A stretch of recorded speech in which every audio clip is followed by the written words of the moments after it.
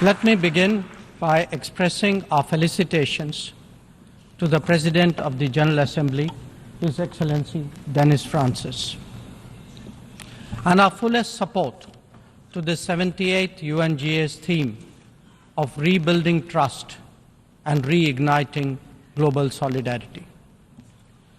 This is an occasion to take stock of our achievements and challenges, even while sharing our aspirations and goals. And indeed, in regard to both, there is much that India has to share. Mr. President, the world is witnessing an exceptional period of turmoil. As it is, structural inequities and uneven development have imposed burdens on the global South. But stresses have been aggravated by the impact of the COVID-19 pandemic and the repercussions of ongoing conflicts, tensions, and disputes. As a result, socio-economic gains of recent years have been rolled back, resources for sustainable development are severely challenged, and many countries really struggle to make ends meet. Navigating the future appears even more daunting today. At this juncture, it was with a sense of exceptional responsibility that India took up the presidency of the G20. Our vision of one Earth, one family, one future sought to focus on the key concerns of the many, not just the narrow interests of a few. In the words of Prime Minister Narendra Modi, it was to bridge divides, dismantle barriers, and sow seeds of collaboration that nourish a world where unity prevails over discord and where shared destiny eclipses isolation. The New Delhi G20 Leaders' Declaration articulates our collective ability to do so. Excellencies, friends, at a time when East-West polarization is so sharp and the North-South divide so deep, the New Delhi Summit also affirms that diplomacy and dialogue are the only effective solutions. The international order is diverse, and we must cater for divergences, if not differences. The days when a few nations set the agenda and expected others to fall in line are over. As the United Nations itself symbolizes, finding common ground is an imperative. To listen to others and to respect their viewpoints, this is not weakness, it is the basics of cooperation. Only then can collective efforts on global issues be successful. Recognizing that growth and development must focus on the most vulnerable, we began the G20 presidency by convening the Voice of the Global South Summit. This enabled us to hear directly from 125 nations and place their concerns on the G20 agenda. As a consequence, issues which deserve global attention got a fair hearing. More than that, the deliberations produce outcomes that have great significance for the international community. Mr. President, it was also noteworthy that at India's initiative, the African Union was admitted as a permanent member of the G20. By doing so, we gave voice to an entire continent which has long been its due. This significant step in reform should inspire the United Nations, a much older organization, to also make the Security Council contemporary. Broad representation is, after all, a prerequisite for both effectiveness and credibility. The outcomes of the New Delhi G20 summit will surely resonate for years ahead. Among them is an action plan for sustainable development goals, a crucial need of the day. Equally important are the high principles of lifestyle for environment, and the Green Development Pact as they shape our approach to our planet's future. The transformative role of digital public infrastructure has also finally been recognized, as the salience of women-led development in building an inclusive and progressive society. The reform of international financial institutions has been given due weight, as has the resolution of debt vulnerabilities. Friends, the New Delhi G20 outcomes are expressed both as larger policies and as specific initiatives. They could be about building cities for tomorrow, or fighting corruption, eliminating hunger, or delivering quality education, ending plastic pollution, or preserving the ocean-based economy, or for that matter, enhancing food security, or even mapping global skills. Some address long-standing issues like gender divide and climate action. Others focus on new concerns such as responsible harnessing of artificial intelligence. All in all, we have placed for the world's consideration a set of actionable propositions, constructive solutions, and new directions. Even as we encourage collective endeavors, India also seeks to promote cooperation with diverse partners. From the era of non-alignment, we have now evolved to that of Vishwa Mitra, a friend to the world. This is reflected in our ability and willingness to engage with a broad range of nations, and where necessary, harmonize interests. It is visible in the rapid growth of the Quad, a mechanism today so relevant to the Indo-Pacific. It is equally apparent in the expansion of the BRICS grouping of independent-minded nations, or in fact, the emergence of the I2U2 combination. Recently, we hosted the creation of the India, Middle East, Europe Economic Corridor, IMEC. The forging of the Global Biofuels Alliance was another notable development. This willingness to work in an open-minded manner on specific domains is now a defining characteristic of the emerging multipolar order. Mr. President, all nations pursue their national interests.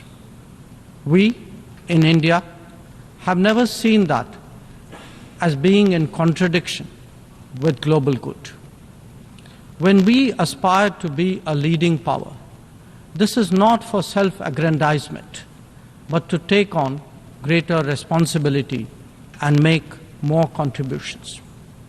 The goals we have set for ourselves will make us different from all those whose rise preceded ours. India demonstrated this during the COVID through the Vaccine Maitri initiative. Our endeavors, like the International Solar Alliance and the Coalition for Disaster-Resilient Infrastructure, have gathered wide support. Our espousing of the International Year of Millets is enhancing global food security today. We have built development partnerships with 78 nations across geographies. And we have also been first responder in disaster emergency situations. The people of Turkey saw that in February, as did those in Syria. Our commitment is understandably even greater closer home. When Sri Lanka experienced a severe economic crisis, it was India that first stepped forward. But even in distant regions, partners such as the Pacific Islands have appreciated our contributions to meet their needs in health, in technology, and in climate action. Mr. President, the most populous nation and the fifth largest economy in the world knows that its progress makes a real difference to the world. Especially so when so many nations identify with us for reasons of history, of geography, and of culture. They follow our experiences closely and evaluate our solutions for their larger relevance.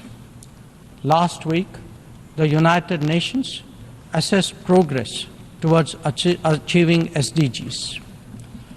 The mood here reflected the struggle to overcome challenges, especially those of resource paucity. It is therefore vital at this midway that we expand our capacities and regain our confidence. As the largest contributor to meeting SDG targets, India's achievements should give heart to others on this journey. After all, the Global Multidimensional Poverty Index records that we have halved the global MPI value in the last 15 years, lifting 415 million people out of poverty. That progress has now moved on to a higher level with ambitious socio-economic initiatives covering financial inclusion, food and nutrition, health and water supply, as well as energy and housing. We are seeking to demonstrate that social welfare need not be the sole prerogative of the developed world. Excellencies, programs underway in India highlight the transformational role of digital delivery of public goods.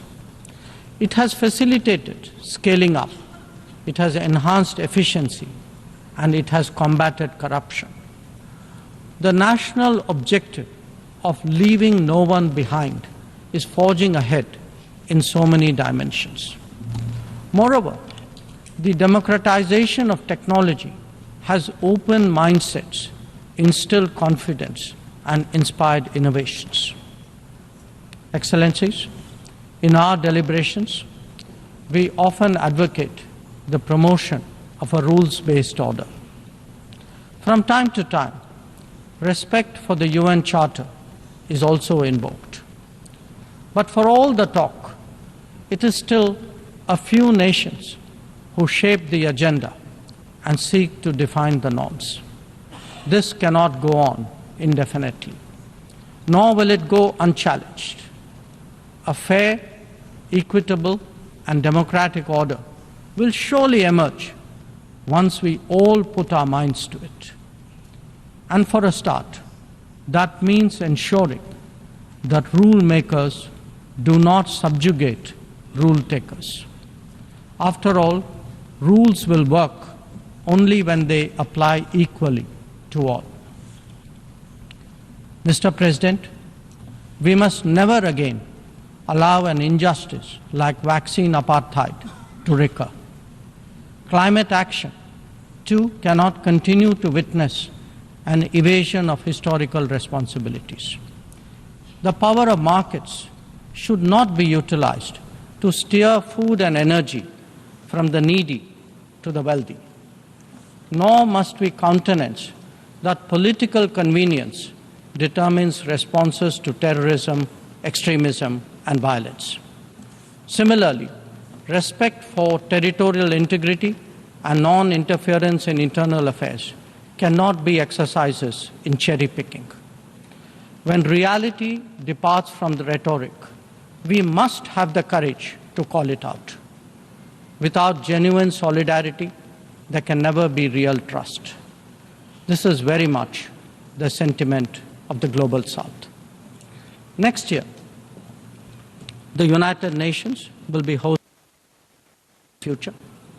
This should serve as a serious opportunity to drive change and not continue to witness an evasion of historical responsibilities. The power of markets should not be utilized to steer food and energy from the needy to the wealthy. Nor must we countenance that political convenience determines responses to terrorism, extremism, and violence. Similarly, respect for territorial integrity and non-interference in internal affairs cannot be exercises in cherry-picking. When reality departs from the rhetoric, we must have the courage to call it out. Without genuine solidarity, there can never be real trust. This is very much the sentiment of the Global South. Next year, the United Nations will be hosting the Summit of the Future. This should serve as a serious opportunity to drive change, champion fairness, and reform multilateralism, including the expansion of the Security Council memberships. We must address global challenges imbued with the conviction that we are one Earth and one family with one future. Excellencies, friends, India has entered the Amrit Kal, a quarter century where greater progress and transformation awaits us. We are confident that our talent and creativity, now so visibly unleashed, will power us forward. The world saw a glimpse of what is to come when our Chandrayaan-3 landed on the moon. Today, our message to the world is in digitally enabled governance and delivery, in the widening ambit of amenities and services, in rapidly growing infrastructure, and in our energetic startup culture. It is visible too in vibrant cultural expressions, such as in the arts, yoga, wellness, and lifestyle. Our latest assertion is in a path-breaking legislation to reserve 1/3 of the seats for women in our legislatures. Mr. President, I speak for a society where ancient traditions of democracy have struck deep modern roots. As a result, our thinking, approaches, and actions are now more grounded and authentic. As a civilizational polity that embraces modernity, we bring both tradition and technology equally confidently to the table. It is this fusion that today defines India, that is Bharat. I thank you, Mr. President.